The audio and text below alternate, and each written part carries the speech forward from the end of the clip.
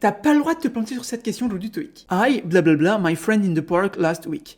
I sees, I seeing, I saw ou I seen. Alors là, dans la phrase, il faut tout de suite identifier le mot magique. Le mot magique, c'est last week. Last week, ça veut dire la semaine dernière. Donc là, qu'est-ce qu'on cherche à dire dans la phrase? J'ai vu, parce qu'on n'a que des variations du verbe see, donc see c'est voir, j'ai vu mon pote au parc la semaine dernière. J'ai vu mon pote au parc, ok, la semaine dernière, donc ça veut dire que c'est quelque chose de passé.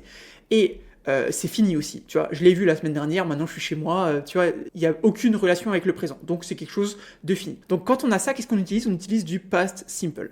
Et le seul past simple qu'on a ici, c'est I saw, parce que le verbe see, c'est un verbe irrégulier. D'accord? Donc, I saw my friend in the park last week.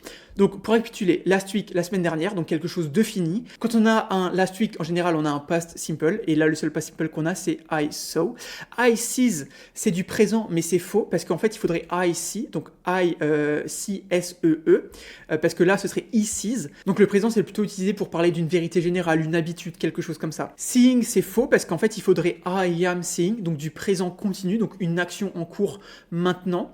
Ici, bah, on est sur last week, donc on n'est pas dans le présent. Et seen, c'est du participe passé, donc il aurait fallu un perfect, un present perfect, past perfect, peu importe. Mais ici, ça serait grammaticalement faux, d'accord? Avec un participe passé, il faut un perfect ici, en l'occurrence. Donc, la seule réponse qui est en plus juste, c'est le saw, et c'était bien ça. Donc voilà, ça c'est une question simple qu'il faut maîtriser le jour du TOEIC. Si jamais tu as appris quelque chose, n'hésite pas à t'abonner, à liker, à partager cette vidéo avec tes potes, les mettre en commentaire, etc.